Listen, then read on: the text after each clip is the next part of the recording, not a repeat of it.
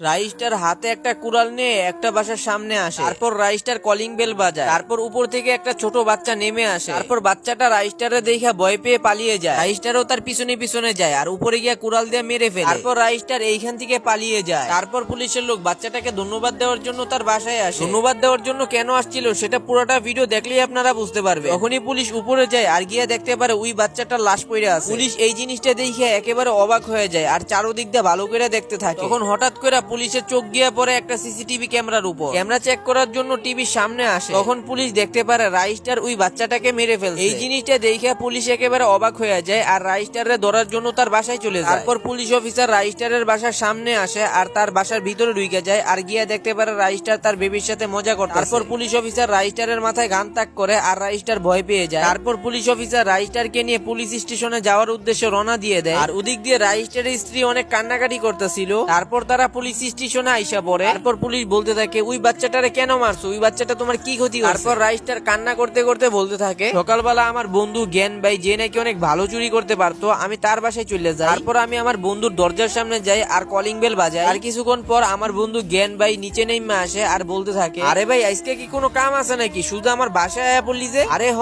আজকে অনেক বড় একটা দাইন মারমু, চল চুরি করতে যাই। তারপর জ্ঞান ভাই রাজি হয়ে যায় আর সোজা গাড়ির মধ্যে উঠে বসে। আমরা দুজন চুরি করার জন্য সবচাইতে বড় ইউটিউবার আজ্জু ভাইয়ের কাছে চলে যায়। তারপর গাড়ি থামায় আমরা দুজন চুরি করার জন্য ভিতরে চলে যাই। তারপর ভিতরে গিয়ে দেখতে পারি আজ্জু ভাই ঘুমাইতেছে। তারপর আমি জ্ঞান ভাইরে বলতে থাকি তাড়াতাড়ি যা আছে লুট কইরা নেই। এই কথা শুই না জ্ঞান ভাই চুরি করতে থাকে। কিন্তু সেটা দেখার আগে বন্ধুরা আমার মনে হচ্ছে ফ্রি ফায়ার গেমটি খেলা আমার ছেড়ে দিতে হবে। ফ্রি ফায়ার প্লেয়াররা আমাকে কেউ সাপোর্ট করে না। প্লিজ বন্ধুরা ভিডিওতে লাইক করে একটা সাবস্ক্রাইব করে দাও। আর তুমি কত সাল থেকে ফ্রি ফায়ার গেমটি খেলো অবশ্যই কমেন্টে বলে যাবে, আমি দেখতে চাই আমার সাবস্ক্রাইবাররা কত সাল থেকে গেম খেলে।